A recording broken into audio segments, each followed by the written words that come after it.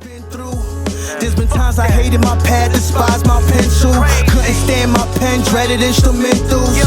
You don't know what that'll do to a mental, especially when you only trying to do what you meant to. For that I'm down to send you what I've been through. Here's where I draw the line straight, no stencil. I'm in a war, ain't no making amends to it. Hurts, I wish respecting the gift will lift the curse. It's up like sniffing lines and down like popping a purse. This my story and I'm sticking to it. I'ma taste the fucking money till I catch you to it. So what you doing? Massholes show, you know, show for the sports fans, by fellow sports fans, man. We just talking our shit from a sports fan perspective. Let me get that right. Say that 3 times fast. It's your boy Mizzo. I got my guy back with me. Marky's in the house. What What's up? going on? It's been a while. It has been a while. Yeah. He's skipping out on y'all, but he's back to drop his sports knowledge on you. You know what I'm saying? We'll catch it when we can. You know what I'm talking about? We here. Sports fans, we here, sports fans. Back at it. You know, we got a good show today. We're going to be talking about, you know, an NCAA tournament. I'm going to give my opinions on why the women's, we already know, I'm not stating anything different, why the women's game is a lot more popular right now than the men's game. We'll get into the Steph Diggs trade. That was a bombshell that dropped the midweek, which we probably knew was coming. I just didn't think the team who traded for him was going to do it. So we'll get into that. Hall of Fame, NBA Hall of Fame. I'm going to get into why the Hall of Fame is just starting to become something where it's like, well, nobody pays attention to it. Nobody cares anymore because it seems like everybody's getting in. We bring back our segment, Talk to Me, Miss Me, all that and more. Before we get into it, though, let's thank my sponsors. If you're looking to get a plate, Timothy D. Brumfield on Facebook. Fat Boy the Chef on Instagram. His name of his company is Big Belly Barbecue. He's got fried lobster tail, lobster mac and cheese, Cajun wings. He's at Worcester State this whole semester, every Thursday, lunchtime. Get you some lunch. If you're looking to try something different, check him out. You'll be satisfied. How about that? You're looking to get some clothes for a limited time. He's transitioning to girl clothes. Just clothes for women. She's black. Young Fly Forever, www.youngflyforever.com. Young_fly_forever 508 on Instagram. Check him out. Like I said, he's got clothes for a limited time for kids, men, and then he'll only have clothes for women coming up. So get him while it's hot. Get him while he still got it. And as always, like, subscribe, share, comment, support the movement. All right, Mark, let's get into it. So last night, the women's Final Four kicked off. First game was expected. You know, upstart, good North Carolina State team ran into South Carolina. Game was close to half, 1 point lead for South Carolina. They pulled away in the second half, beat them by 19, 78-59. Let's see who did their thing here. Camila Cardozo did go out the game with an injury, but she came back in. Dropped 22 and 11. You know, just another day at the office, 22 and 11 for her. Did her thing. So now they await the winner of Iowa. Well, no, they await Iowa, who beat UConn last night. Controversial ending. Not really controversial because if you play it back, if you've seen it fast, you thought that wasn't an illegal screen. But if you go and watch it and you play it back slow 10 times, it was an illegal screen. She didn't have her feet weren't necessarily set. She kind of led with her arms, threw her off. It's an illegal screen. I didn't think it was at first. I didn't think you should make that call with less than 10 seconds left in the game. It happened. You got to call it. It's a sad way for that game to end because it was a great game. It lived up to the hype. But it didn't happen like that. So there we go. Looking at that, let's see what happened. They held Caitlin Clark in check, though, for most of this game. What did she have? So Caitlin Clark, I mean, she still had 21, 9, and 7. I mean, absolutely. Yeah, she did her thing. Yeah, Caitlin Clark, that's containing her. You're not going to stop her. You're going to have to contain her. That woman is just lights out. Yeah, Mule. I can't say her name. I can say her name, actually. Nika Mule, the guard for UConn, they picked her up, had full court. They was pressing her. You know what I mean? They blitzed her. They kind of threw her off. You know, Paige Beckers had a decent game, 17, 4 rebounds, 3 assists. Aaliyah Edwards had 17 and 8, 5 steals. She had a block, but she almost fouled out. She didn't foul. She had 3 fouls. Obviously, the critical turnover in the end. UConn had a 12-point lead at one point. Couldn't hold it. Just couldn't hold it. So now we got Iowa, South Carolina. Your initial thoughts on the national championship game tomorrow? I honestly, man, as long as Caitlin Clark's playing, I'm going with Iowa. Just can't bet against them, right? All right. I'm not betting against her. I want to say I never will. Yeah. I want to say because South Carolina, I can't say they're a buzzsaw. They're not like UConn on the men's side. South Carolina's dominant. They're undefeated. Yeah, but I don't know, man. I'm with 34-0. Yeah. Let me see. Hold on. Let me make sure I get it right.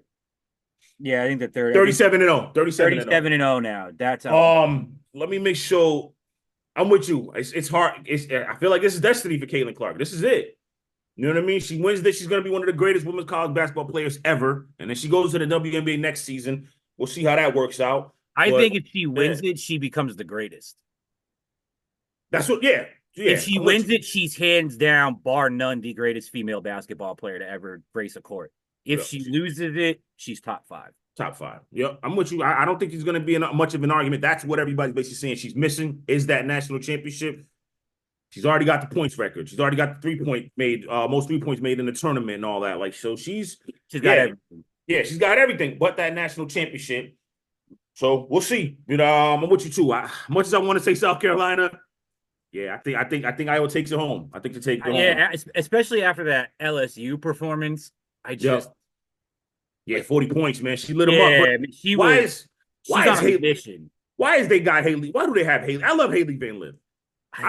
She wasn't a fit for LSU the whole year, but that was a bad defensive strategy by Kim Mulkey. Like, what do you have? And not even that, you didn't even switch it up. Not even not once. You just let her get cooked all game. Cooked all game to the point where she's transferring.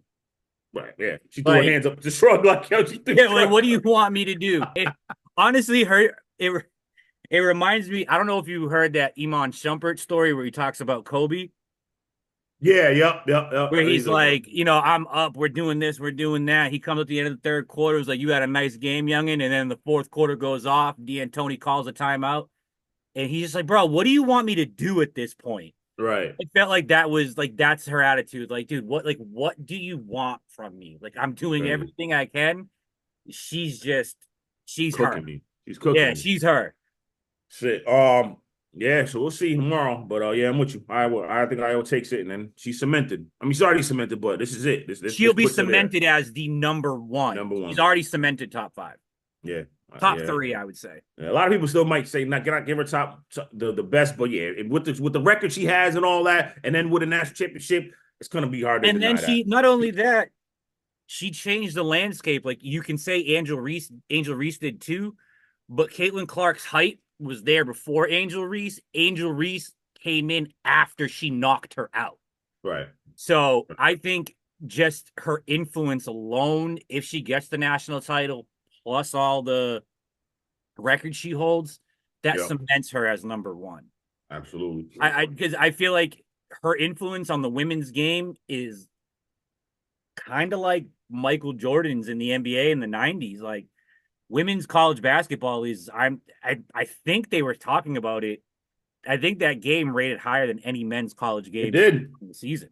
So yeah, that game against LSU, it was any women's college basketball game ever. They're 12.13 million views. That's crazy. So any women's college basketball game ever. Last year's NBA Finals, last year's World Series, last year's Orange Bowl, last year's Big Ten Championship, last year's Cotton Bowl, last year's Pac-12 Championship, last year's Big 12 Championship, last year's ACC Championship, last year's Peach Bowl, all of Thursday Night Football, and every college regular season game, college football regular season game, except for Ohio State, Michigan. That's insane. Crazy. And honestly, it's because of the rematch. Like, the Angel Reese Caitlin Clark feud is what fueled it. Okay. Now, before we get into go. That's what's fueled this. That's what I think this is going to lead right into the next topic. Absolutely. That's why it's popular. Yeah, but before we get into that next topic, the minimum price for the women's was $970. For the men, it's $571. Like, but it sold out. Shout out to women's college basketball. Honestly, this is the WNBA and women's college basketball, for lack of a better term, has been considered more of a joke. Right. The last 25 years. I mean, even when you had like Ivory Lotta and Candace Parker and all those girls, it still wasn't what this is. Like, it wasn't even close. I remember that Ivory Lotta Candace Parker game, Tennessee to UNC. Yeah. It was great because they were jawing back and forth, but it didn't carry the same sort of hype that Caitlin Clark and Angel Reese are carrying. So Right. shout out to those two girls. They knew exactly what they were doing, and it helped bring the sport to a new level. Now my only question is, can they maintain?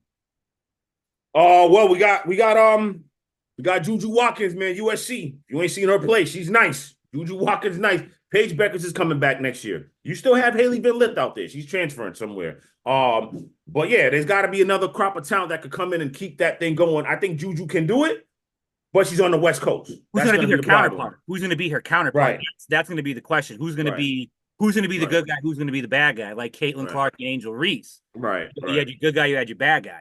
Right. I wouldn't even say bad guy. You had the woman who everyone was like, she's going to run through this tournament. She's going to win the national championship. She's going to do it. She's going to change the game. And then Angel Reese came in and played spoiler. Right. Not on my watch. Right. And then then that's what brought this whole thing in. They became a target, and everybody wanted to see LSU lose, and but they really wanted to see him lose too. Caitlin Clark. They didn't want. That's what happened. They didn't want to see him lose after that. They wanted a rematch, and they wanted Caitlin Clark to win it this time. It sucked that it had to be in the Elite Eight instead of in the Final Four at some way, national championship or semifinal. But we got the game. It was a good game. So that leads to the next topic. So Angel Reese kind of went in on her post game, basically talking about, she'll play the villain role. Well, she's been vilified. She's gone through so much. At the end of the day, she's still human. I'm paraphrasing. She's saying all that, and it's been a lot. I would say this: a lot of women have come to her defense, which I get it. You know what I'm saying? Because they feel like the things she's done, when men do it, it's okay. You know what I'm saying? Like, again, when she did what she did with Caitlin Clark, when she did, you can't see me. Caitlin Clark did it to Haley Van Lith a couple rounds before that. Last year I said she did it one too many times, but I didn't have a problem with it. I don't think she should have been called a piece of crap like Dave Portnoy and all these other people said to her. I like their sportsmanship at the end of the game. But I know that people had thoughts on basically saying or having sympathy for her. I don't have sympathy for her, but I feel like I don't think she took on the villain role. I don't think she made herself the villain. Yeah, she embraced it. I don't think she made her a villain. She embraced it. You can't see me. Give me my ring. Talking all her shit, all her social media videos.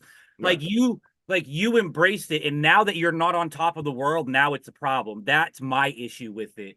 It's kind of like because she had it all. She was loving the villain role while LSU was rolling to this matchup. She loved it. LSU gets smoked. And now all of a sudden it's a problem. I'm vilified. I'm this, I'm that. It's like you can't have your cake and eat it too. You got to take the good and you got to take the bad. But I want to go back to the people saying it's okay for the men. It's not. Because here's the thing. I can name plenty of athletes off the top of my head who do the same shit and they get the same issue.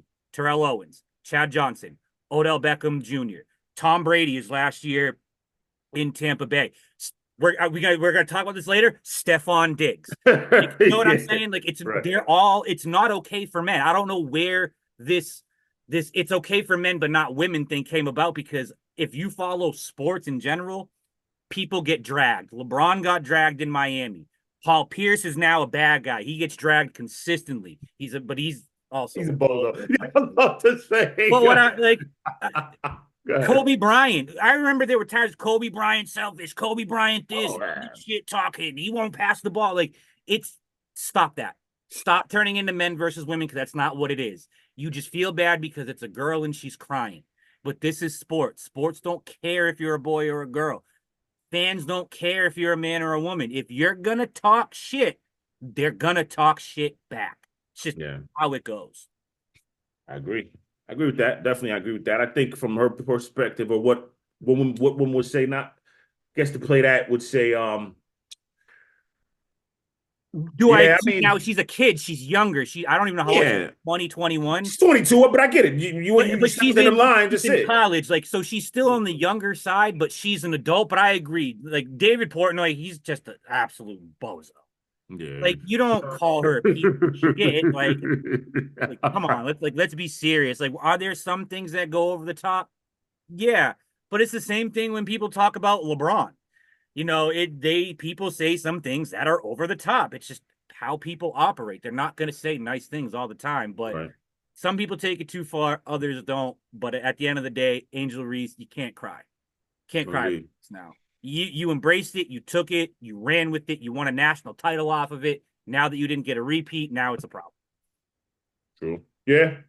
Yeah. I see your points, and definitely, I'm sure anybody else watching this see your points. Remember, like, subscribe, share, comment on that. Oh, yeah. Listen, I definitely agree. I And definitely one agree more with what you're thing, saying. because Good. they also talk about Caitlin Clark in this. Caitlin Clark is not as outspoken as Angel Reese, so there's a huge difference in their personas. Yeah, I she mean, did it the one time, and they kind of used that as the kind of the springboard. yeah, but I mean, Okay. even you could. I mean, she got benched this season, didn't she, Angel Reese? Because she was like Yeah. super a diva Yeah. on the sideline. Like, you see what I'm saying? It's her personality that kind of also brought this along. Caitlin, while yes, she does it on the court, that's not what she's doing in the grand Yeah. scheme of things. Right. Angel Reese kind of did take it a little bit too far, but she pulled it back in. She understood it. She reined herself in. I think that's kind of why she got a little bit worse than Caitlin Clark, because she took it and she ran with it. It's a great marketing tool for herself. Of course. Get your brand out there, but when you do stuff like that, this is what comes with it. For every action, there's an equal and opposite reaction. It's just the way the world works. Right. Yeah. We gotta have it all equal. You know what I'm saying? And I think that's what the women want. Obviously, the men want, and I agree with you. Like, there's a lot of men who do get vilified. I feel like some people, like you said, we talk about it. You just talk about it. We don't got to say no more. Dave Portnoy took it too far. A lot of people have. Even Dave Portnoy, he doubled down on it when they was in the handshake line. I wouldn't have shook in her hand. Bro, what the hell are you talking about, bro? Like, but anyway, yeah. I mean, You if know what I there's mean? like Like, legitimate like on-site beef, I'm not yeah. same thing. I'm not shaking your hand, but Yeah. it's not that serious with those two. Right. They played the roles. They talked, you know what I mean? And that was it. Yeah. They gave us a show. We wanted to be entertained. They gave it to us. Respect to the women. They're doing their thing. All right, real quick. So the men, we gotta talk about the men. Now, I didn't even say Gatto. We should talk about the men's tournament. March Madness, which is gambling wise the bigger draw. But yeah, it's not the same because of this reason. Now, I'm not gonna tell men that they shouldn't go play pro. If you're 18, you should go. But I'm thinking, from a fan perspective, this is just me. And I'm probably the only guy saying this, person saying this. I think if you go to college, you should have to go for at least 2 years. So we get to know you. So Three, people like the watch. NFL. Well, maybe 3. So people can watch. People are not watching because we don't know these guys. We know Caitlin Clark. We know Angel Reese. We're gonna know Haley Van Lith. We're gonna know the Georgia Moores. We're gonna know Juju Watkins. We're gonna know Paige Beckers.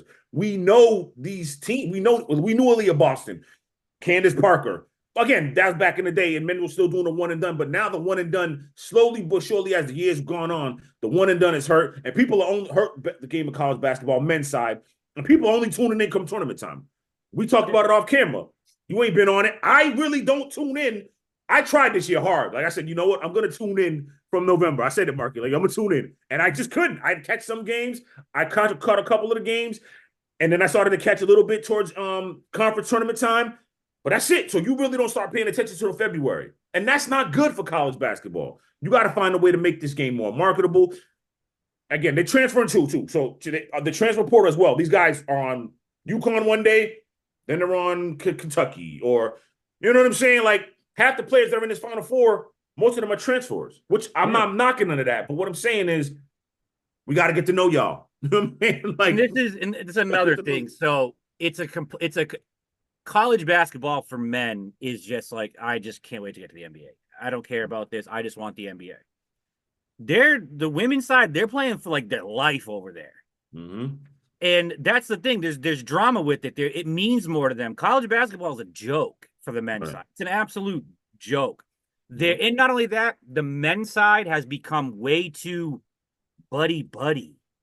Like, everybody's a friend. You don't want to do this. You don't want to do that. It's like the women, they don't care. For all we know, Caitlin Clark and Angel Reese could be on the same team in 6 years from now. Right. Who cares if they had beef in college? Right. It should be the same thing for you guys. They're too busy with, I don't want to do this. And it's the same problem with the NBA. They're all too close. They're friends. No, stop. They're not your friends. They're your competition. No doubt. I mean, if you become close over the years, that's one thing. Like Yeah. Kobe and Michael, they were close. LeBron and Kobe, they were close. Right. But now it's like everyone's close. It's like, dude, come on. Like it's just too buddy to this, to that. I gotta rest this. My knee's sore today. It's a joke. Yeah, no doubt. Yeah. So let's do this before we pick the games. So if you look at the draft class upcoming, we know the names of WNBA. Caitlin Clark, I can tell you that is. Cameron Brink, I can tell you that is. Stanford. Caitlin Clark, Iowa. Cameron Brink, Stanford. Camila Cardozo, South Carolina. Angel Reese, LSU. Raquel Jackson, Tennessee. Aaliyah Edwards, UConn. Nadawu Pook, she's from Australia. I never heard of her. I ain't gonna lie. JC Sheldon, I've heard of her. Ohio State. Alyssa Pilley, I love Alyssa Pilley's game. Utah. I never heard of this girl from France. Georgia Moore, she's not going to the draft. She's transferring. And then Charisma Osborne, heard a little bit about her. But the names that the top 5 names that I said, they're household names. Men and women know who they are. Now let's do this real quick before we go to break. Here's the NBA draft class that's upcoming. Alex Sarr, power forward from Perth. No. All right. Zachariah Recyker. He's from Borg. Small forward. Exactly. No. Cody Williams, shooting guard from Colorado. No. I've heard the name. But nothing crazy. Yeah. Jacoby Walker from Baylor. I heard the name a little bit. Nikola Topic, he's from Belgrade. Obviously, no. Tijan Shaula from Charlotte, European. Never heard of him. Rob Dillingham, Kentucky. I've heard of him. Isaiah Collier, USC. Heard of him a little bit. They weren't that good, so I don't know. Kyle Filipowski from Duke. I'm a Duke fan. Kyle Filipowski should stay in school. He played an absolutely horrible game against NC State in the Elite Eight, and he fouled out. He got worked by DJ Burns, who's I think he's a couple inches shorter than him, and he's like 265. But the man was doing dream shakes on him, like she demolished him. Nah, Kyle, stay in school. You know what I'm saying? And that's just some of the names, like Ron Holland, G League Unite. Like, this is how you know it's bad on the men's side, when the biggest name in this draft is Bronny James and he averages 2.4 points per game. Come on, man. That's the most well-known name in this entire class, and this dude probably he will get drafted. He's only going to get drafted off name alone. Yeah. If you changed his name to Bronny Townsend or whatever, this dude ain't even... He's not even in the NBA. He's not even an undrafted free agent. He's nothing. His family name's carrying. His younger brother's actually way better. Yeah. So all right, before we make these picks, you think real quick on Bronny James, you think there's no turning back? Because some people saying he's just kind of throwing his name out there to see what happens. He could still obviously go back to college and he's going to enter the transfer portal. Stay in school. Yeah. Transfer to somewhere else, go to a bigger basketball school, go to a basketball school that will teach you how. USC is a football school, they're not a basketball. You got to go to a basketball school. You got to go to a UConn. You got to go to a UNC, a Purdue, a Duke, a Tech, even Texas, who's not, they're mainly known for football, but they're not a really bad basketball team.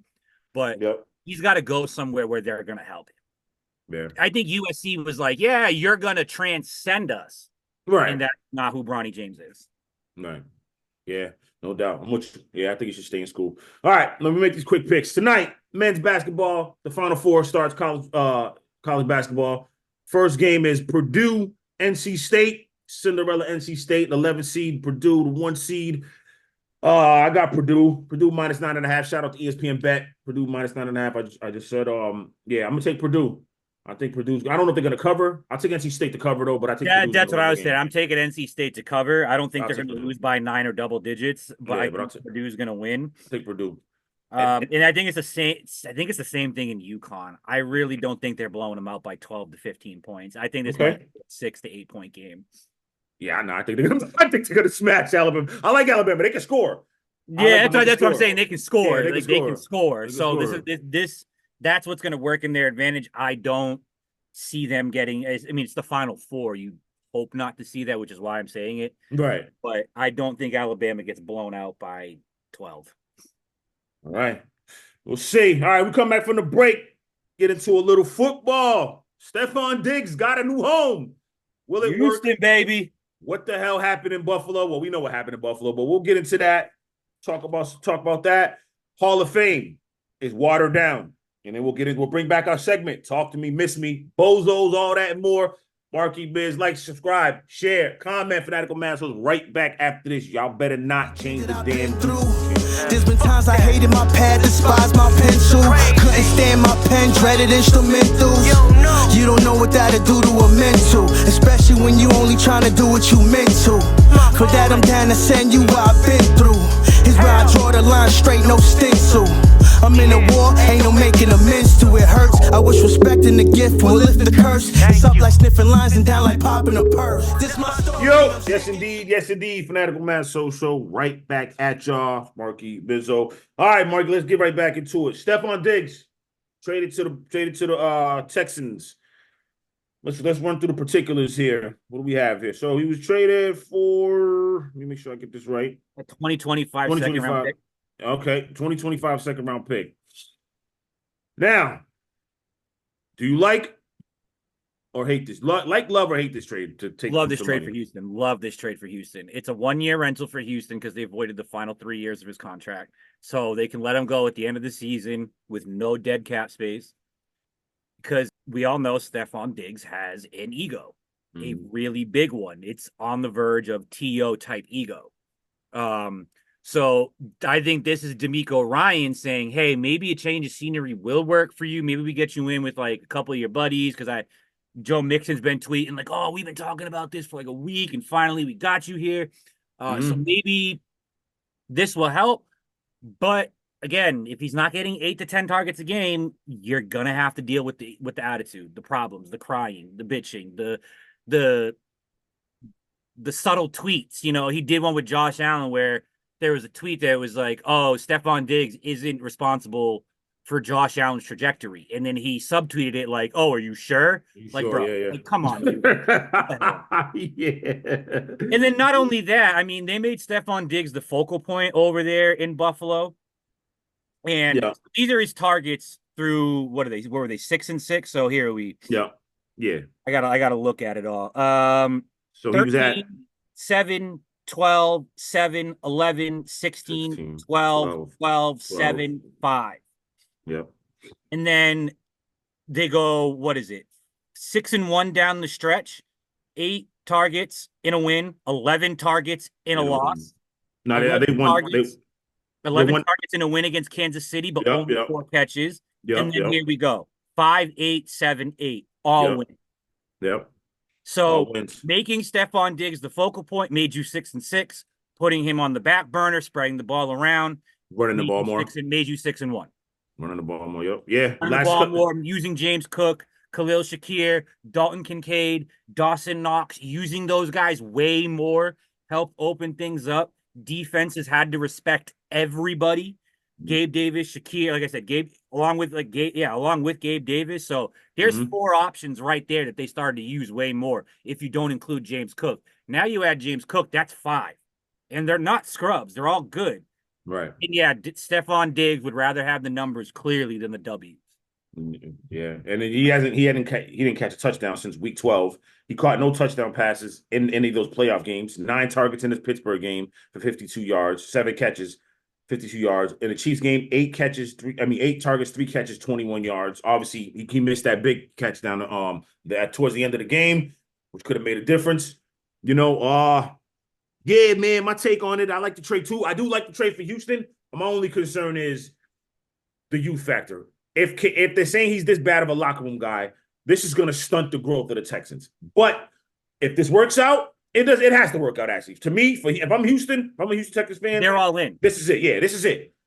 It's AFC Championship or bust to me. Because for some strange reason, until somebody beats Kansas City, regardless of who's out there, we're going to talk about Rashid Rice later. He's probably not going to be out there this season. Regardless of who's out there, for some reason, the Chiefs don't get beat. No one's beating the Chiefs. So I'm saying at least the AFC Championship game the Texans guy have to get to. That's what I'm saying. Now let's flip it on the other side. As a Buffalo fan, what are we doing? What's going on? What are we thinking? I hate this trade for Buffalo. You take a $31 million dead cap hit and you get a second draft pick a year from now. You lost Micah Hyde, Jordan Poyer, Tyler Dodson, Tre'Davious White, Mitch Morris, Gabe Davis, and now you lose Stephon Diggs. All huge pieces to your puzzle. So Buffalo basically has told their fan base, we're not, Super Bowl's over. We're done. Our run is done. Also, none of that. Von Miller's aging. Yeah, he looks awful. They lose Leonard Floyd, who was very good for them. Matt Milano's coming back. I mean, he's a stud. Absolutely. But, I mean, you don't have anything else back there. You have no safeties. Let me ask you this: is there you take not solace? Are you glass half full? Are we going to look at a glass half full, seeing as though this is a deep wide receiver draft? They're saying, the experts are saying, it's their defense is too bad. Okay. This is a rebuild. Okay. This is a rebuild with Josh Allen. My honest opinion, this is probably going to be a wildly unpopular take. Trade Josh Allen. If you're tearing it down, tear it down. You're going to waste the next 4 years of this man's career. He's already been in the league 5 or 6. That puts him at 10 years. Josh Allen in year 10 isn't Josh Allen anymore. He's going to be taking too many big hits. Absolutely. He's going to be, I see Josh Allen's trajectory being sort of like Cam Newton. He may last longer because he's a better thrower of the football than Cam Newton, but he's on the same trajectory. He's taking too many big hits. He's too, I gotta do it. He's too Supermanish. And with a team where now you are literally the only guy on your offense, just trade him. Call someone in the top 5 looking for a quarterback. Hello. This might sound crazy, but you got Chicago up there. They got 2 first-round picks this year. Your Commanders are up there. They got number 2 pick. New England, chances are it won't happen because Buffalo doesn't want to face him twice a year, but New England can go get him. And then not only that, you have Minnesota, who's got 2 first-round picks this year, who can go and trade for him.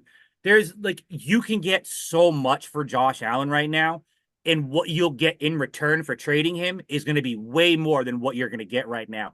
Keeping him with this roster, unless you nail this draft perfectly. Your first, second, and third round picks all need to be starters from day one and key contributors throughout the season. Kind of like Atlanta did when they had Kyle Shanahan. Their 3 first draft picks were all key cogs. Then not only that, then you had Grady Jarrett from the 5th round coming in there. Devontae Freeman, who was a later round pick, I think the year prior he was. Then you had a corner. I can't remember what his name was at the time. Jalen Campbell, I think his name was. He was key for that. Then you had Keanu Neal, who was huge. Vic Bees, your guys contributed immediately right away. Buffalo's going to need that to even reach the playoffs, never mind a Super Bowl. And that's just not something I'm willing to bet on. So trade Josh Allen for a haul of draft picks, start over, and then call it a day. No doubt. What about this? The Giants. I heard somebody talk about this on the sports radio. I think if Buffalo, they're never going to trade him, but I think if Buffalo did trade him, they'd give him respect. They'd be like, bro, we're not going to put you in the Giants. We'll give you somewhere that, you can probably a quarterback away from winning. Yeah, what about Dayball? They made some nice moves. They need offensive help, but put him back with Dayball. He's going to be in the same position. Defense is better. Then you got to worry about the Niners, Eagles, the Cowboys. You got to worry about all those guys twice. I might send him somewhere I would send him in the AFC somewhere that needs a quarterback. I know I'm trying to go through the Browns. They have Deshaun Watson, but so they're not going to be able to get out of that. Tennessee, the Raiders, Tennessee, Raiders too. Tennessee, Calvin Ridley, Titans. Calvin Ridley over there, DeAndre Hopkins. The Broncos. They got a great defense. They got a good. I think Sean Payton might be a dick, but he's a good offensive coach. Right here.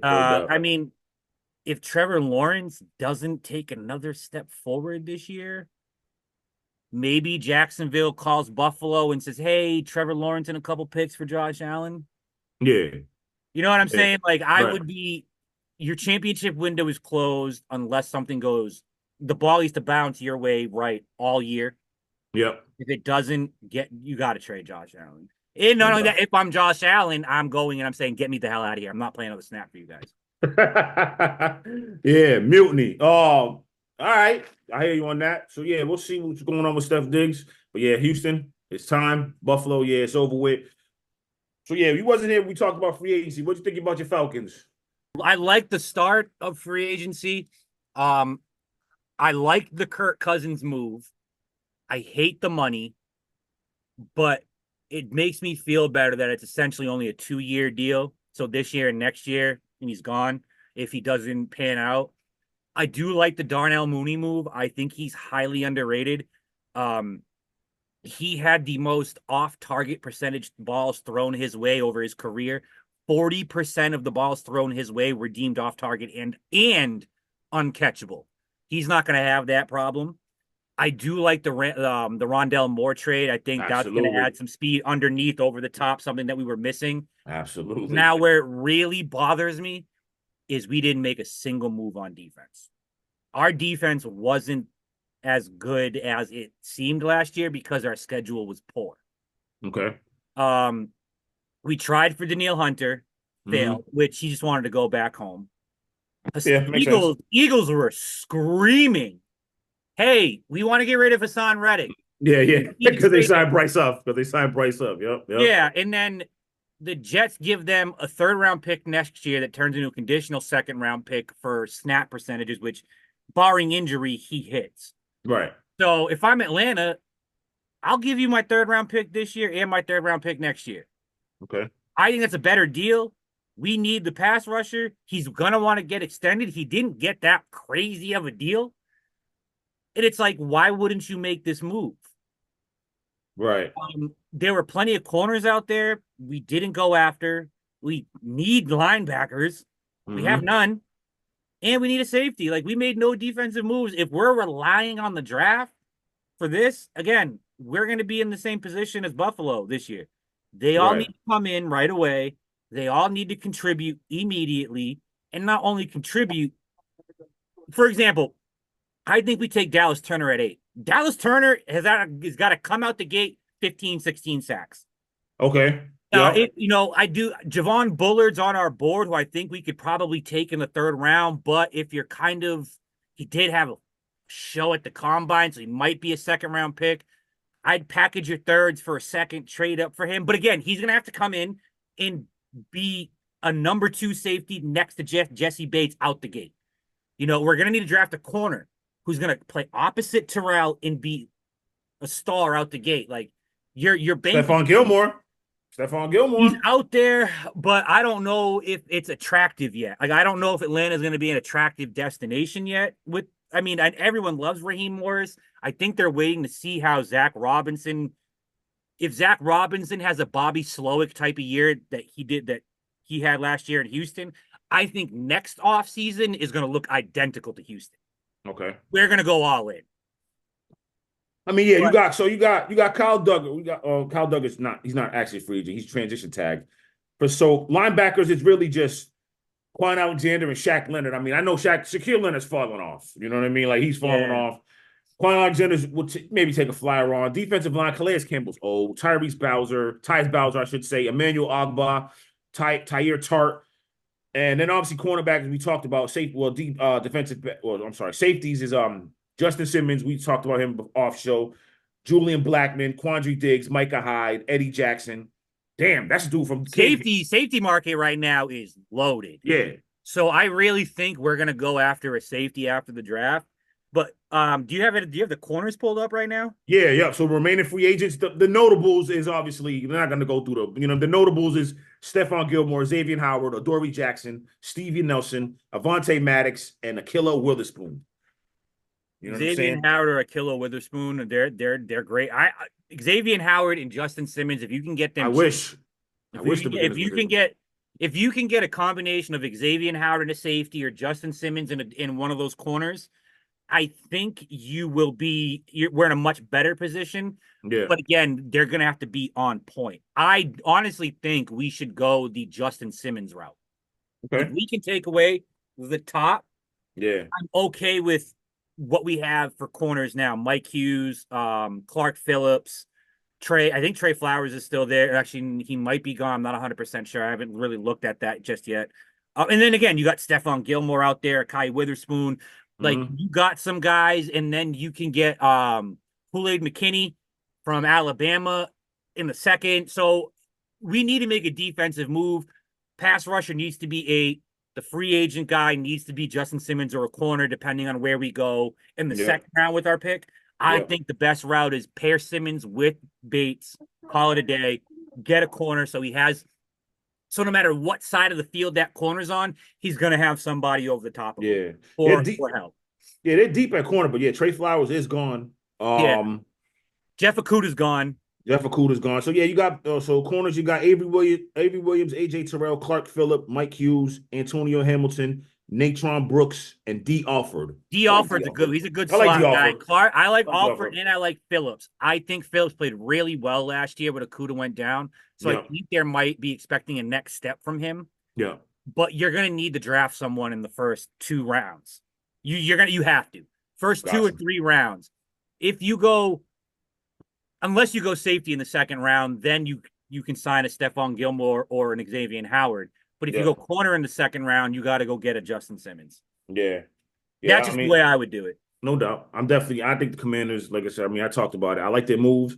Definitely need some cover linebackers. We'll see where they go in the draft. But I would take a look at either Simmons, Xavier Howard, and Stephon Gilmore. At this point in the game, you'd have to assume free agency, they're 1-year deals anyway. We're not talking 2 and 3 year deals. Not this deep in free agency. With the draft, 3 weeks away? It's going to be a 1-year deal regardless. So you know what I mean? Will it be worth it? What's the incentives and all that other stuff? I would do it on those 3 guys. Everybody else probably not. I think you also trade the number 2 pick to Minnesota and get their 2 firsts this year and a first next year with maybe another pick. And then they got to get the quarterback. But Sam's gone. You guys aren't really in a win. You can make some noise, definitely. Yeah. But you're not going to be you're not the team looking for something to take you over the top. You're building right now. Right. So you can kind of wait on a quarterback. You can go Penix at 23 with Minnesota. You could. I'd rather him than JJ McCarthy. I like McCarthy. I do like McCarthy. I think he's going to be better than I think the top 4 quarterbacks are obviously Caleb and Jaden Daniels, and then they're the top 2, and then I think it's McCarthy and Penix. I don't think May's a top 4 or 5 quarterback. Right. I honestly would even take Bo Nix over May because Bo Nix has the experience. Right. And not only that, if you're not really looking to win right now, you can take that Penix or a Bo Nix or a Drake May later. Because I think Drake May might be in for a Will Levis kind of slide project in this draft. I mean, pick up one of them, let you sit and learn. Yeah. And then you still have a ton of cap space going in the next year. And then boom, go all in. You have a quarterback on a cheap rookie deal. You'll surround with everything that he needs. This year's a stepping stone. I think that would be your best bet, but I do think you guys take Jaden Daniels. We got to definitely get a quarterback. I mean, I hear what you're saying. It sounds good, but we got to get the quarterback right. We only got Marcus Mariota, and no way. You know what I'm saying? Like, no way. No way in hell. You know what I'm saying? No way in hell. You know what I mean? Like, I can't do it. I'm not doing it. I'm not rolling with that. I can't do it. I get it. Look, I'm not. They got the Commanders projected to win 6.5 games. I ain't feeling that. I think it's going to be more, but we'll see. You know what I'm saying? Like, but I think they definitely need a quarterback. And like I told you off camera, I think Josh Harris has the potential to be a meddler. I don't want to see that. Let Dan Quinn do his job. You know what I'm saying? Let Cliff Kingsbury run this offense, do it right. If you can somehow get Caleb Williams, that's good too. But yeah, definitely you need some linebackers. Oh, definitely. If Jaden Daniels goes 1. Right. You take Caleb Williams. You don't even entertain the idea of a trade. Obviously, Caleb Williams is going to go number 1. He's going to go 1. He's going to 1. So if he goes 1, you have to listen to that to your phone. I got you. You get a king's ransom, which I think Minnesota could give you possibly 4 firsts. Yeah, I'm with you. Yeah. Now 2 this year, 1 next year, 1 the following year. So you'll get 3 years worth of first round picks, but you'll get 4. Right. You take that. You take that all day. Right. And then yeah, right. If Penix is there, you take Penix or whatever. If they really like JJ McCarthy, I know whatever, you know what I mean? He's a project. I'd see taking JJ McCarthy at 11 isn't a reach. No, I don't think so. I think that's perfect for him. I don't think he's a top 3 guy. I'm not taking JJ McCarthy in the top 5 or 10. Right. 11 to 15 range. I'm with you. I'm that, and then I see Penix about a 20 to 28 range, and then Bo Nix. I could see someone trading back into the late first to snag him, or someone trading up early into the second to go get him. And I think Penix and Nix have the same kind of trajectory. I think someone will reach for one of them in the late teens, early 20s, and then someone will trade back up into the first or in the early second to get the other one. With you. All right. That concludes the NFL portion of this. You know what I'm saying? Now, if you learn something from us, remember, we'll send our cash apps up here. Send us some money. We ain't playing around for real, seriously. If you learn something from us, send us some money. Marky teaches on Madden too. So if you want to know Madden, anyone want to play Madden, I keep telling you, what's up? You got Xbox, right? But it's cross play, so I can. So let's get it. Stop playing. Yeah, we'll get it. We'll let you know what happened next show. Who beat who? You know what I'm saying? I'm not letting him beat. Are we gonna run with our actual teams, or are we? Yeah, I'm good with the Commanders. I be smashing dudes with the Commanders. Dudes be mad at me. But, I can't use my Falcons because Desmond Ridder can't fucking throw the ball. Well, you better play with Taylor Heineke. He can't throw it either. I know. I mix it up. I play with a bunch of different teams. The main team that I use is Buffalo because they fit what I like to do offensively way better than any other team. Right. But I've used Buffalo. I've used Jacksonville. I've used the Jets. I think I've gone through just about every team. But Buffalo seems to be the one that I keep going back to. I'm like 175 and like 30 with them. Okay. All right. San Fran, Brock Purdy sucks. I mean, I used the Chiefs for a while because I just hated playing against the Chiefs. I was like, dude, anyone who you play against who has like the same team, it's always a friendly quit and no one wants to do a mirror match. Absolutely. Yeah. But then I was like, you know what? They're too OP, so I'll go back to other teams. Yeah. I play around a little bit. Yeah, I play with every team. I'm playing right now. I'm doing it like the draft order. So right now I'm on who did I just play with last night? I played with holy shoot, I had the Jets. Now I think I'm on the Vikings. I'm on the Vikings now. So play with them. Do you have this playbook you like to use, or do you use like random? I use the team's playbook and kind of go off that. But I mean, sometimes I play around with it. Like, say if the coach gets fired, like I'm like, all right, let me run through their playbook or something like that. Try to switch up the defense and things like that. I built my own playbook. There you go. I built my own. So the basis of it is San Francisco's playbook, but it's my own custom playbook. Nice. I got everything in there. So all right, I throw a million different options at people. Okay. ESPN bet says Marky under minus 6. Nah, we're not giving him 6, bro. Hold it down, baby. We're gonna do this. All right. That's later on. We'll let you know what happens. All right, next topic. Hall of Fame. My man Marky is watered down. So the Basketball Hall of Fame was announced. So we got Vince Carter, Chauncey Billups. What the hell Cooper is this? It doesn't say Michael Cooper. Michael Cooper's finally inducted into the Hall of Fame. Okay, so Michael Cooper, Simone Augustus, Jerry West as a contributor, Herb Simon, Doug Collins, Bo Ryan, college basketball coach for Wisconsin, Walter Davis, Charles Smith, Dick Barnett, Harley Redden, and Michelle Timms. Look, man, I don't know. A lot of these people are inducted for other reasons. I'm sorry, man. Look, Vince Carter, I had to somebody talk me into Vince Carter because at first I said hell no. You gotta talk me into Chauncey Billups. I get Vince. Vince, yeah. I'm cool with. But you gotta sell me Chauncey. So let me try. 15 points, 2 rebounds, and 5 assists. Yes, they called him Mr. Big Shot. And he's got a Finals MVP, he won a championship. But I'm sorry, man. Like that's not Hall of Fame, man. To me, in my mind, that's not Hall of Fame, man. Was loaded. Yeah, they were great players. Tayshaun Prince, Rip Hamilton, Ben Wallace, Rasheed Wallace. He had dogs with him. Mm-hmm. And they were physical. Right. Because this was kind of right before the transition to the And flashing stuff. checking and all that. Yeah, yeah. Yeah, these dudes were still bodying people, and they weren't Yep. like it. Yep. Not only so outside, you take Detroit away. Mm-hmm. What has Chauncey done to earn the Hall of Fame? Not a damn thing. There we go. That's what I'm saying. Like like in the NFL too. Like I bet a couple shows we did that about the NFL right before the Super Bowl. They're Hall of Fames, and I'm like, a lot of them shouldn't be in there like that. Like it's getting to the point where I'm with Dion, but a lot worse. Because remember, Dion was like, look, there should be tiers then. If we're gonna have a Hall of Fame, it should be tiers. You should have a red jacket instead of a gold jacket. For the, you know what I mean? Yeah. But this should just be, to me, if you gotta think, hey, is Chauncey Billups a Hall of Famer? Then no. It's gotta be, he was the best. It's the greatest of the greatest of the greatest. That's what the Hall of Fame should be. And that's not Chauncey Billups.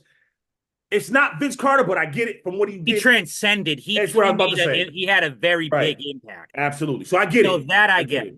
I get it. So, all right, Vince Carter's in. I get it for that reason. But Chauncey Billups, no. As a contributor, yeah, this is that just says participation trophy. Basically, yeah, it's crazy, man. Like, it's crazy. Like, you know what I mean? Simone Augustus, okay, she won a few championships with with the Minnesota Lynx. So I rock with Simone Augustus. I'm cool with that. Bo Ryan, I get it. It's called the Basketball Hall of Fame, not the Pro Basketball Hall of Fame. He's a great coach at Wisconsin. I think he got to at least 1 or 2 Final Fours. All right, I'm with you. Charles Smith, if that's the same Charles Smith from the Knicks, hell no. There's no way. No way. No way and no way, no way, no how. You know what I'm saying? Like, the list is a joke, and it's the same things happening in the NFL. This is now you don't want to leave anybody out. No. But here at the end of the day, you're going to have some really great people that are left out because they're not the best of the best. Right. They're just good. They're great. Right. Like you have average, above average, good, great, superstar, Hall of Fame. Yeah. Now, the guys that should make it are Hall of Fame, superstar, and great. But again, when you hit that great category, great for me is like Larry Fitzgerald, longevity. Zach Thomas, longevity. Like a guy who did it day in and day out. He's not going to wow you on the field, but dude's out there balling. Absolutely, yeah. That's what I'm saying. Like, you can't have these guys like, I mean, I get like Lynn Swan's in the Hall of Fame, but he doesn't even have 5,000 receiving yards. Like, he's in the Hall of Fame because of the steel curtain in the 70s. Yeah.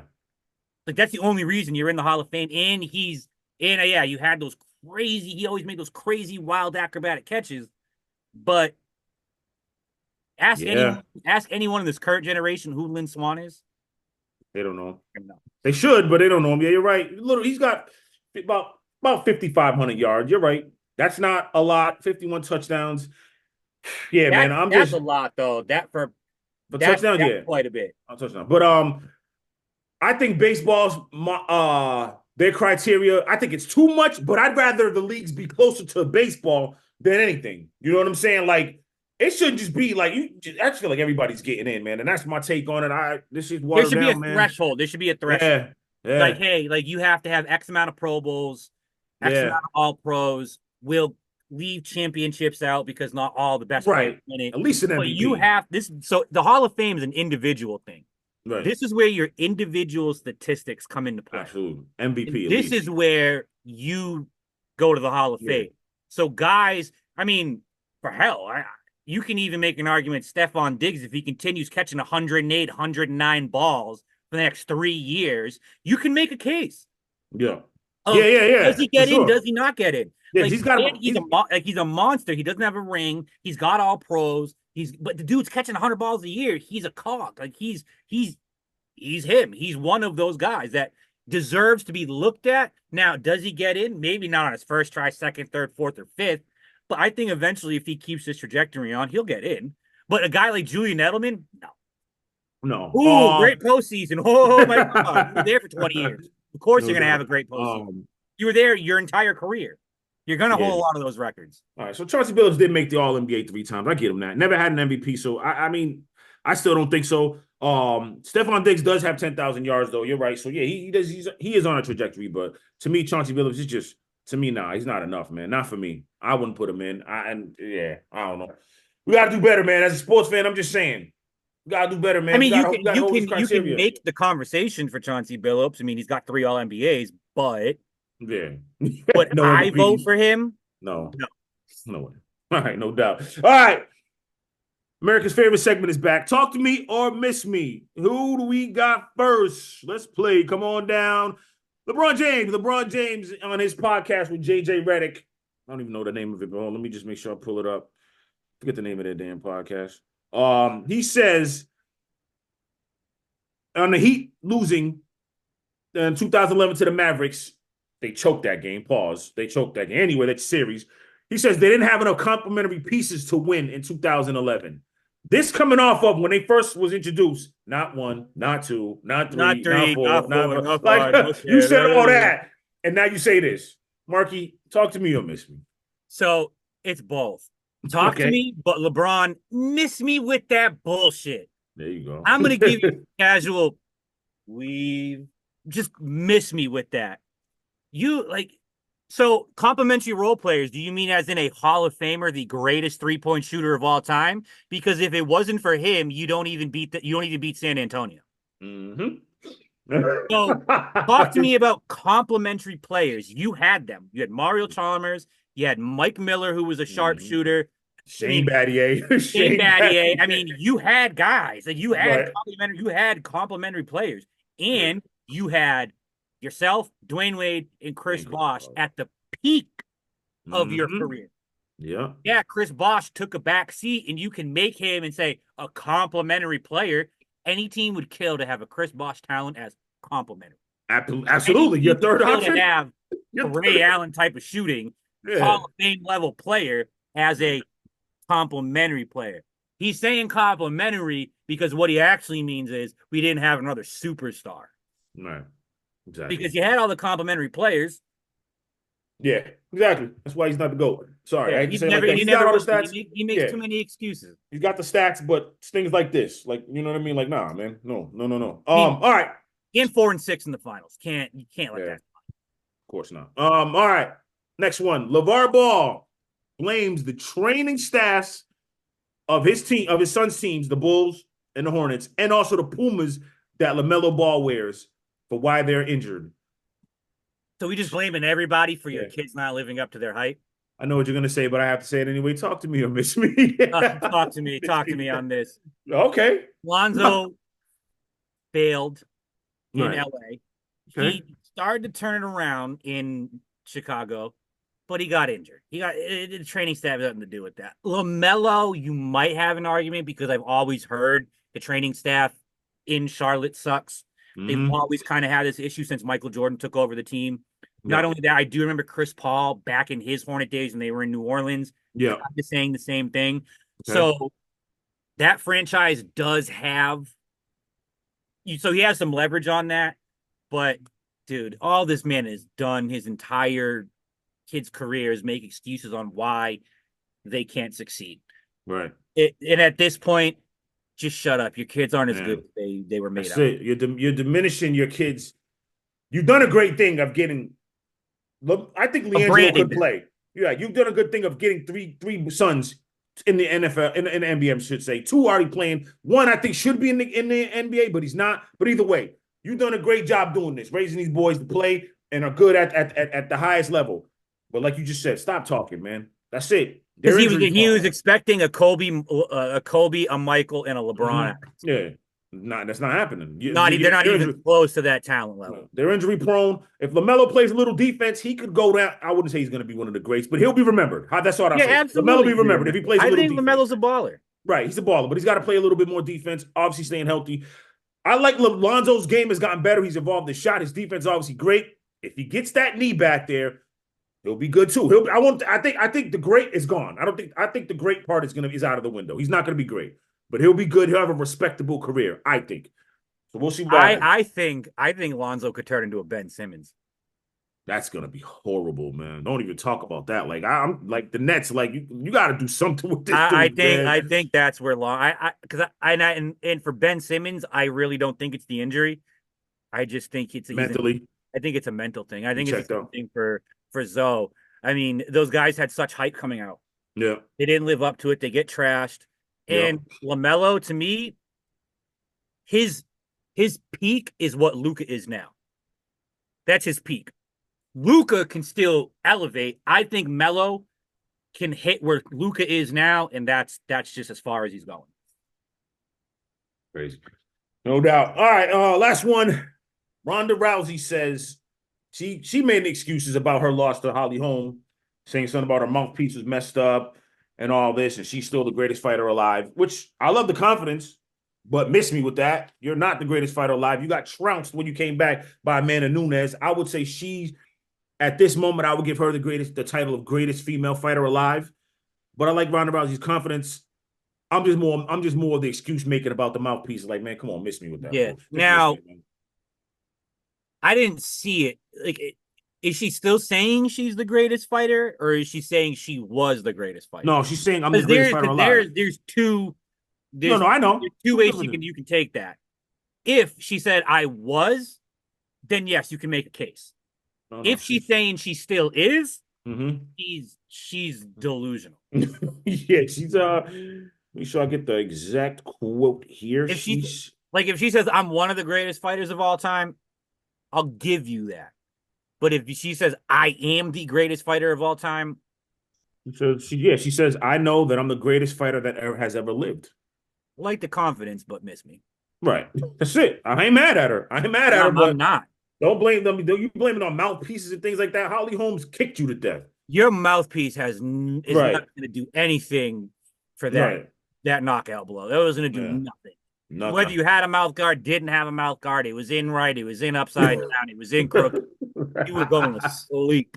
Either way. See ya. All right.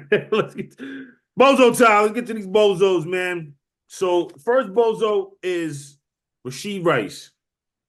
So this is footage that came out last week. Him in the car crash, allegedly. Nobody knew what really happened. Police were looking for him for a few days. Then we found out through the street racing. He obviously caused an accident. Mother and a 4-year-old daughter. Then now we find out more comes out. First we didn't know he was driving. Now he turned himself in. He was actually driving. And then they found 10. So I watched the footage the day it came out. Yeah. Yeah, he has no leg to stand on. Right. And then they found 10 grams of marijuana, a weed in his car, which is illegal in Texas. It's not Massachusetts where it's legal. And even in the NFL, they're not with all that.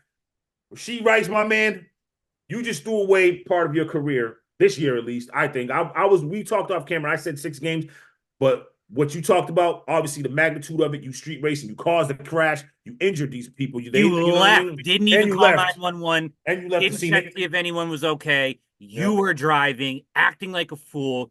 It started out saying it was late at night, but if you watch the footage, it looks like it's mid-afternoon. There's cars everywhere on this highway. And then you crash, get out of the car, and you and your boys just walk away. Man. Like, you're going to sit down for a minute. I was minimum of a year. Yeah, I'm with you. You're gonna sit down for at least this season. Yeah, and honestly, I think you should get jail time. I think you should. Woo, maybe nothing crazy, maybe not like a year or two, but like 30 to 60 days. Like kind of something like Dante Stallworth did when he accidentally hit that guy who was walking on a highway at 3 a.m. Yeah. Stuff like that. Like, you should do 30. You should do like a 30-day bid. Yeah. We'll see what happens with that. Take 30 days, go to the NFL, take a year suspension. I think they should take it as an indefinite ban. He can file for reinstatement after the season. They reinstate him as long as he's under control and under good behavior. Yeah. But I think this could turn into a Ja Morant situation. Let's hope not. That's crazy. That'd be too much. Like, don't do that. Don't do that to your career. That's the kind of vibe I got after watching that footage. Like, you and your boys didn't even care to check on nobody. You didn't very irresponsible. Like, you driving 120 plus, and you crashed into 6 people, and you just left you were like, it's the regular your cars. Like, go get some tacos. Cars are total. I'll go buy 2 new ones, and we get tacos. It's like, dude, come on. Yeah, both of them register him. Yeah, I think, I don't know about the jail time, but I'm with you. I think they're going to come down hard on him. I wouldn't be surprised if they do try to come at him like that. But yeah, man, you're a bozo for this, man. You set back your career. This hurts the Chiefs' chance to three-peat, which I think they had a good chance if you were there on the field. I don't think you're going to be there, Rashid Rice. So yeah, you get a bozo. Who else is my bozo here? The Chiefs. Speaking of the Chiefs, the ownership. My man, the Hunt, man. Lamar Hunt's probably rolling over his grave somewhere. Like, what the hell's going on with my team, with my family? The Chiefs and the Royals, they proposed, I believe, a tax that the fans, basically the taxpayers, would fund their new stadiums. And the fans said no, they voted it down. So now there's a possibility of them leaving the city and going to play somewhere else. Some people want them to go back to Dallas, the Chiefs, that is. Where the Royals go, who knows? I believe that's where they started and that's where they've been. They're bozos because what the hell you want the fans to pay for? You are billionaires. Why do you want the fans to pay for this stadium? You pay for it. You're already charging them arm and a leg to go on the stadium any damn way. Nah, hell no. Yeah, no, man. This is a money grab if I ever seen one. And honestly, if I'm Chiefs Kingdom and the Royals fan, I'm calling their bluff. Go ahead, leave. Go ahead. Go ahead. Yeah, for sure. Definitely. Let's see what else we got here. Now, and then it's Paul Pierce. Paul Pierce is the next bozo. So basically what he states is, make sure I get it right here. He basically says about the game, Caitlin Clark, the LSU Iowa game. What do you say? For a white girl to do what she did to black girls, I respect her more, or something like that. I'm like, yo, I'm paraphrasing. Let me get his exact phrase, but it's like, bro, what does that even have to, like? Sometimes you make things that shouldn't be what it is. They're two great players. That's all that matters. You know what I mean? If you wanted to say, look, I respect her so much because she went out and beat that team, they knew what they knew what the plan was. They knew it was going to run through Caitlin Clark, and Caitlin Clark still went out and beat him anyway. You got me. But to make it a race thing is like, come on, Paul Pierce, man. Like every time you think you say something so much more dumber by the minute. Like, what are you doing on FS1? Like, Skip, let me say this to Skip Bayless. You might not listen to watch this show, but hopefully one day you do. Paul Pierce ain't it. If you're trying to get him to replace Shannon Sharp, he's not it. Saying stuff like this. Because he keeps saying dumb shit all the time. Like, man, shut up, bro. Like, yo, come on, man. You're a bozo. So I'm going to play devil's advocate on this. Okay. So same thing was said about Larry Bird in the 80s. I don't know if you remember that. Yeah. Everyone said that they was respected more for cooking black men. Right. You know what I'm saying? And then not only that, like he used that to his advantage. There was a quote. I watched it on an interview that he did from like way back when. And I don't remember who he was talking to. I think he was talking to the head coach. And he asked him, who are you going to put on me? And he pointed, and it was a white guy. And Larry Boyer goes, you're disrespecting me that much? You're putting a white guy on me? Like, come on. But not only that, I think Paul Pierce is going back to his LA roots. Okay. Now that he's out of the NBA. Now, you go to LA, Compton, any of those areas, and you're a white boy, and you step on the court, and you start cooking motherfuckers. Mm-hmm. They're going to be like, damn, that white boy got our respect because he can cook. You see what I'm saying? Yeah, I get what you're saying. I get what Paul Pierce was saying. Should he have said it that's locker room talk. That's behind the scenes, with your boys. That's not something you say on national TV. Like, that's locker room talk. Right. I get what he was trying to say. No because doubt. Basketball is predominantly black dominated. Right. So when you have a white person that steps in and just cooks everybody like that, kind of like Eminem in the rap game. Absolutely. It's a black dominated genre of music, but people come in and was like, yo, that white boy. He can cook. Exactly. I think that's more of what he was going for, of like, damn, that white girl. Yeah, absolutely. That's what I think he was going for. But bro, come on. Stop. We live in such a day and age in the media where you cannot put this on national TV anymore. No, everybody's gonna make it a racist thing. You're gonna have those ultra-right, whatever you want to call them, Nazis, conservatives, MAGAs, or whatever the hell you want to call them. You're going to have them on the right saying, oh my God, you can just click your way. And then again, then you're going to have the other side of the aisle where it's like, oh, now you're going to disrespect black people. It's like, you're causing controversy just by saying black and white. Yeah. I mean, listen, I'm with free. I mean, if you know me, anybody knows me. I'm free speech. Say what you want, but not that way. I mean, again, I get not the way you said it. Absolutely. I get exactly what you're saying. He said it the way you framed it, if he would have framed it like that, you know what I'm saying, like, yo, she reminded me when the guy came, exactly, you said, when this came white out to boy LA, showed up on my court, cooked us, cooked right. all of us. Cooked all of us. I love it. Or like a Larry Bird where he gets disrespected when you put a white man on him, and Right, he's like, bro, right. you better put somebody else on me. You know what I mean? Like, that's what I think he was going for. It just came out so wrong. That's the problem with Paul Pierce. We know what he's trying to say, but it's like, bro, not just no. And then, like I said, like if you've watched Paul Pierce over the last years, he's gone back to his LA roots, like hardcore. True indeed. Shit talking, right? He's gone way back to that. Yep. And I respect it. Like, you are who you are. Of course, talk it. And you know what? You're entertaining. It's good for TV. But he does say a lot of outrageous shit. Like, right. I think it was Dwayne Wade where he said, "I had a better career than Dwayne." Yeah. I'm like, stop it. Just stop talking. Just stop talking right now. Just stop doing it. Just stop right now. He's just. He reminds me of, he's the Marshawn Lynch of the NBA now. Like, that's like literally who he is. He's just not as funny. Right. That's true. That's true. Right. Marshawn Lynch, I think people would have laughed at this. Like, exactly, because that's Marshawn crazy. Marshawn Lynch. Like, if he said something like that about a white boy cooking him in football, everybody would have died laughing. We would have got it. We would have got it. Because he knows how to articulate it. Right. Pierce hasn't gotten there yet. Nope. Yeah, man, it's crazy. All right, we ain't got no plays of the week this week. I'm gonna have one for you next week, though. I said we was gonna do that segment. We will start that back up. Plays of the week. What else we got? That's about it for the show this week. Thank you so much for joining us. Yeah, so those are our bozos. That's the topics. Remember, man, if you love the show, please subscribe. Please share it. Comment. Do all that. Thank you so much for those who haven't been supporting, who's going to keep supporting. We are not going on. We're going to be here. We'll get Mark whenever we can get him on the show. You know what I'm saying? He'll be around. He's always around. Don't worry about it. You know what I mean? We're here. Got all the other people that's on the show with me as well. You know what I mean? All of Ren, Lex, Wakil. We're all here. E. Freeman, Sasha. We're all here. Fanatical Massholes Show. Fans talk about sports. Giving you from our perspective as a fan what we think about it. Again, we didn't play. We're not analysts, but, you know, we can break down some stuff too, as Marky did. Absolutely. So again, if you like what you seen, send us some money. Subscribe and share. Yeah, send us some money too. And money, yeah, we can all use money right now. Send us some money too. Send us some money too. It's a bad economy out here, man. They selling eggs is $9. Say, even though it's their fault, their price gouging. That's a whole nother show. We'll get into that one other time. That's a whole nother show. But all right. Thank you so much for watching. Y'all have a good weekend. Marky Fizz. There's been times I hated my pad, despised my pencil. Couldn't stand my pen, dreaded instrumentals. You don't know what that'll do to a mental, especially when you only trying to do what you meant to.